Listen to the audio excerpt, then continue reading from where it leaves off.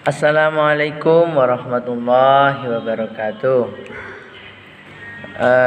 Saya Tata Cahyadi dari Prodi Ahwalus Syahsiah atau Hukum Keluarga, Kampus Institut Agama Islam Ma'arif Nahdlatul Ulama Metro Lampung.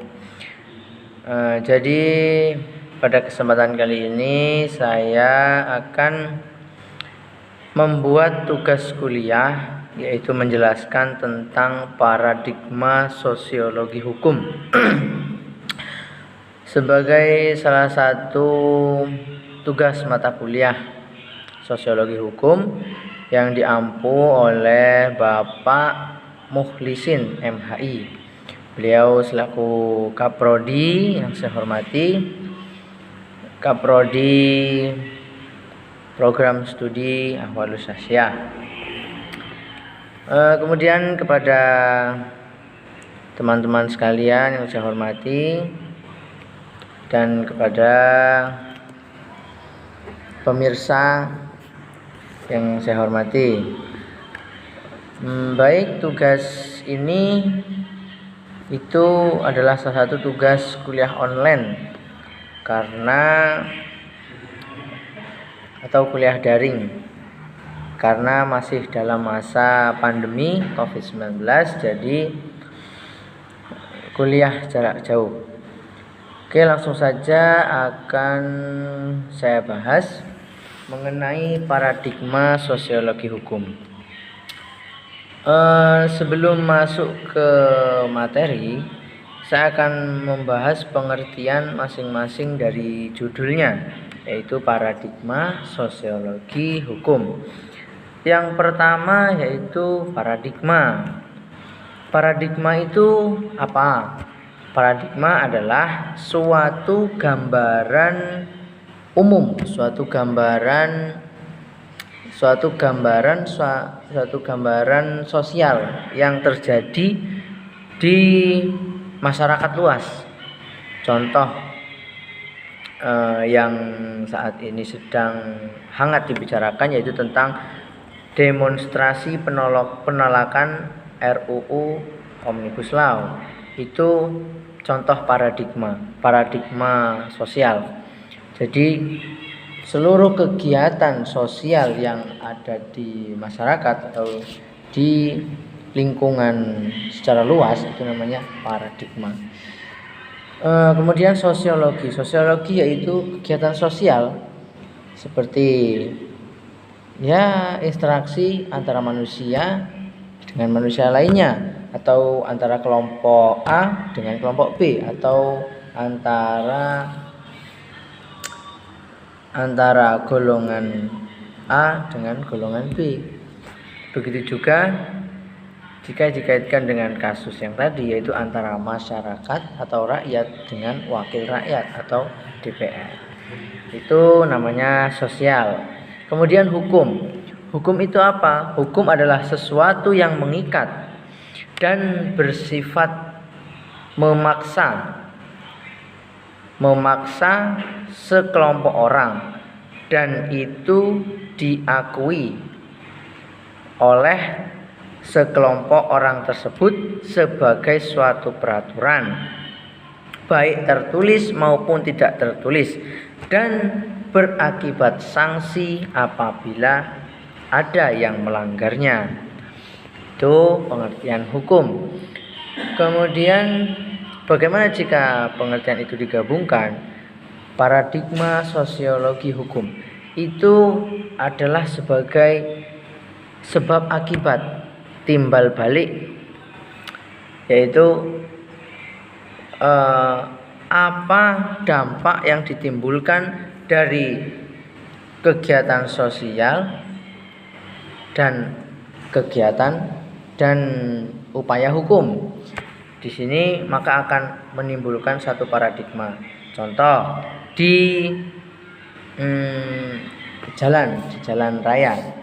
Di jalan raya ditetapkan satu peraturan bahwasanya seorang pengendara motor harus mengenakan helm, sepatu, jaket, dan membawa surat-surat kendaraannya. dari hukum yang telah disetujui, disepakati oleh masyarakat luas dan disahkan oleh Kapolri, maka secara otomatis hukum itu berlaku. Dengan berlakunya hukum itu, secara otomatis orang yang paham dengan hukum dan mengakui hukum itu maka akan patuh, maka akan mengenakan helm ketika akan keluar rumah. Terkecuali orang itu tidak tahu atau dalam tanda kutip kurang dalam pendidikannya, maka efeknya pun akan berbeda antara orang yang paham dengan hukum dan orang yang kurang paham dengan hukum.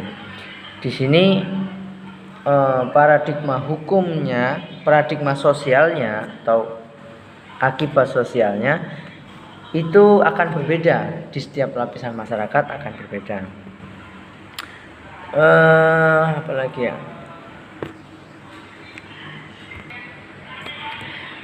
Kemudian selanjutnya tidak akan jauh-jauh saya ambilkan contoh, yaitu paradigma sosial hukum tentang RUU Omnibus Law.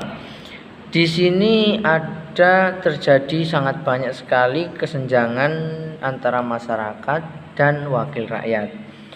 Di sini disebabkan karena dalam proses pembuatan rancangan undang-undang itu ada hak atau ada jalan-jalan yang dilewati atau tidak dipatuhi oleh wakil rakyat tersebut, sehingga menimbulkan banyak sekali problem, banyak sekali permasalahan, karena tidak semua orang yang berhadapan dengan hukum tersebut itu setuju atau menerima, sehingga dampaknya apa? Terjadilah demo, terjadilah kritikan di sosial media ataupun di kritikan secara langsung. Nah, dengan itu berupa apa? Yaitu hak demokratis rakyat yang tidak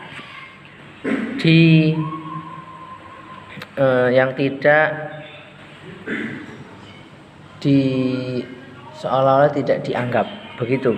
Itu menurut berbagai macam kabar yang beredar saat ini. Karena undang-undang ini dibentuk dan disahkan dianggap kurang mementingkan kepentingan rakyat, terutama rakyat kecil. Lalu undang-undang ini disahkan secara instan.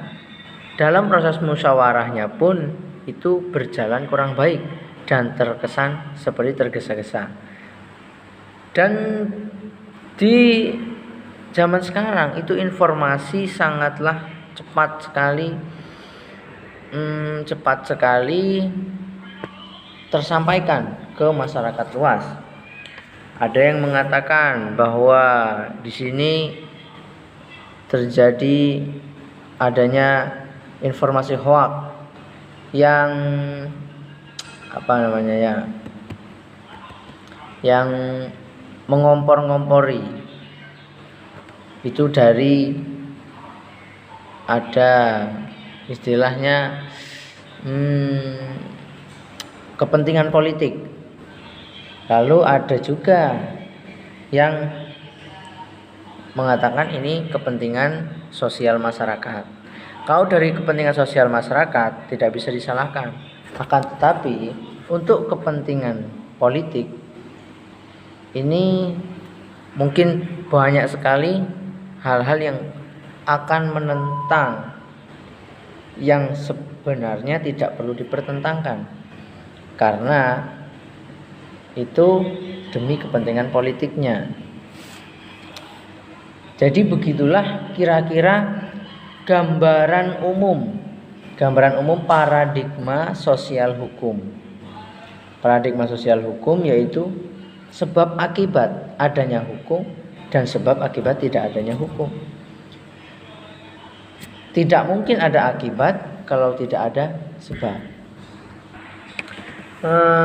Pengertian paradigma dalam ilmu sosial itu adalah sebuah kegiatan, sebuah interaksi sosial, baik itu berupa percaturan akademik maupun dalam masalah lingkungan sehari-hari. Mengapa dikatakan ada percaturan akademik dan juga ada lingkungan sehari-hari? Karena terjadi perbedaan paradigma di sini. Yang pertama, di lingkungan akademik secara otomatis orang akan sangat terbatas untuk berekspresi. Ini untuk di lingkungan akademik. Mengapa demikian? Karena di lingkungan akademik secara otomatis akan banyak sekali peraturan yang mengikat. Seperti contoh, di lingkungan sekolahan terfavorit, seorang siswa harus patuh dan taat dari mulai masuknya sekolah sampai pulang sekolah. Itu berupa apa? Harus rapi dalam hal pakaian, berkata dengan sopan, mengikuti jam pelajaran dengan penuh. Secara otomatis dengan adanya peraturan itu, seorang siswa tidak bisa melakukan kegiatan sosial yang lain selain dari peraturan yang telah ditentukan. Akibatnya apa jika melanggar? Maka akan terkena hukuman. Lalu bagaimana dengan paradigma di sosial masyarakat sehari-hari? Di sini terjadi pelebaran batas sosial.